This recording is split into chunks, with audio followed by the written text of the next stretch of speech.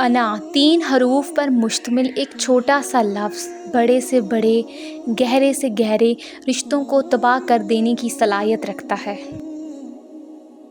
جہالت گہری نیند کی طرح ہوتی ہے، جگانے والے پر غصہ آتا ہے۔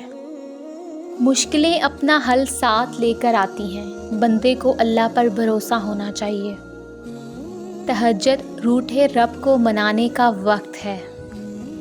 جن لوگوں کے پاس متبادل ہوں پھر انہیں کہاں فکر رہتی ہے کسی کے روٹھ جانے کی۔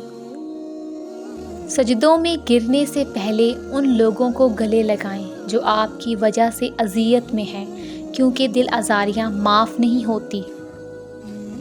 اللہ جو کرتا ہے اچھے کے لیے کرتا ہے، تم نہیں جانتے مگر وہ خوب جانتا ہے۔ زندگی نے 2 چیزیں تو ضرور سکھائی ہیں، ایک تو اپنے میں خوش رہنا، دوسرا اپنے خدا کے سوا کسی سے کوئی امید نہ رکھنا۔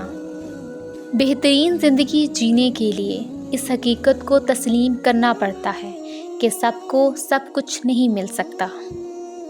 مشکل وقت میں تمہارا صبر کرنا ہی بتاتا ہے کہ تمہیں اللہ سے کتنی محبت ہے۔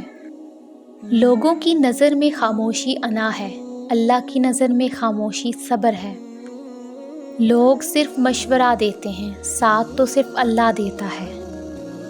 خاموشی ایک ایسی عبادت ہے، فرشتہ اسے لکھ نہیں سکتا، شیطان اسے بگاڑ نہیں سکتا، اور اس رب کے سوا کوئی اسے جان نہیں سکتا۔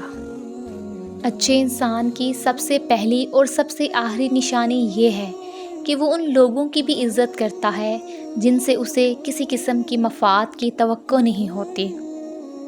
موتی اگر کیچڑ میں بھی گر جائے تو بھی قیمتی ہے، اور گرد اگر آسمان پر بھی چڑھ جائے تو بھی بے قیمت ہے۔